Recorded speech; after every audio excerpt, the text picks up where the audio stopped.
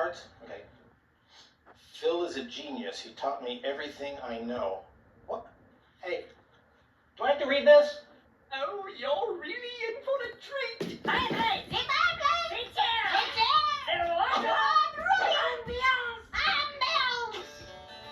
Before I sat down to write Lyle, we had just finished Esther, and I wrote a bunch of songs for Esther, and I was worried that all my songs were going to start sounding the same if I just kept writing more and more songs. So I needed new musical influence. So I went to a record store, ended up buying Gilbert and Sullivan's The Pirates of Penzance. I thought, okay, I'm going to listen to this over and over again and fill my head with how Gilbert and Sullivan write music, and then try to write songs like that. And so I listened to it about 100 times and thought, okay, not only am I going to write songs like Gilbert and Sullivan, I want to write a musical, a whole musical, short, 15-minute musical, but a whole musical. And so I sat down and thought, okay, can't do Pirates, because then it'll be too obvious that I'm paying tribute to Pirates of Penzance. So I thought, okay, how about Vikings? They're very pirate-like. We're Vikings, the tigers of the sea. We're Vikings, wherever they go, pillaging happily. We're Vikings, wherever they go, and the Vikings come. We're the light and higher roots. Yes, my heart is a fighting voice. Some golden jewel and a shining blue. The excellent eagle is one with strong. And a giant scream beneath the roof. That's the look we got.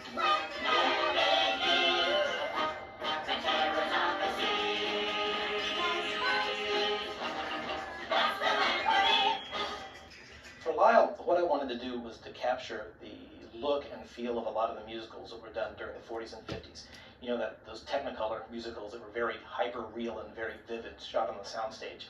And the artist here just pulled together and I think went beyond themselves to get that very miniature yet hyper-real looking set for the characters to act on. I think it's beautiful. They did a great job. Hi, Sven. Hi, Otar. I thought Junior would make a good Lyle because he had just the right amount of innocence. We hadn't used him in a while, and everybody loves Junior, and we're getting letters, more Junior, we want more Junior.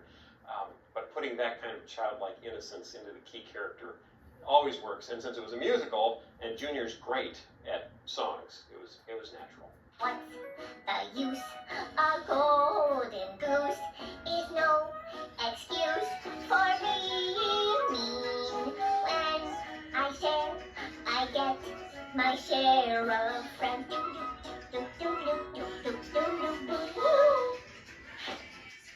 My favorite part of Lyle has to be the part where Junior actually sings the little doot-doot-doot-doots between the verse of the song, because it wasn't part of the original lyric.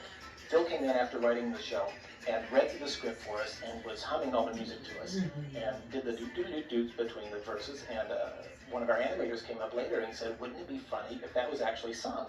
I think my favorite part about Lyle is just the silliness of the story itself, in that you've got all these Vikings that are doing their Viking things, pillaging and plundering and taking giant screen TVs.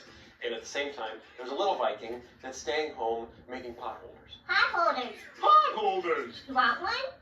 Hey, that's the thought that counts.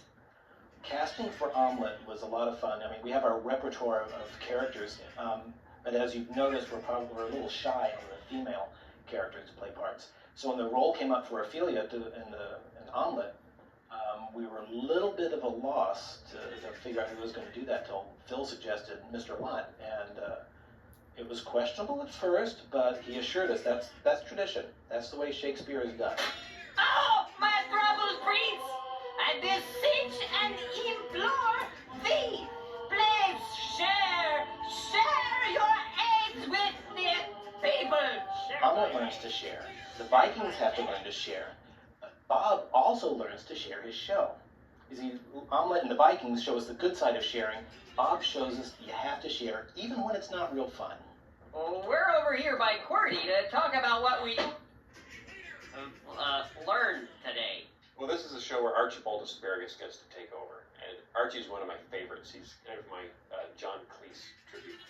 And it was about 5 years ago, actually, after maybe the second show, that I wrote down an idea. Okay, Archibald should take over a show, and he should try to do like Masterpiece Theater, or a reading of Webster's Dictionary, or something, just insanely high culture but dull. You'll be glad to know, folks, that we have saved the best for last. It has long been rumored that Gilbert and Sullivan, the brilliant great musical duo responsible for classics like HMS Pinafore, The Mikado, and The Pirates of Penzance, penned one last musical before their deaths.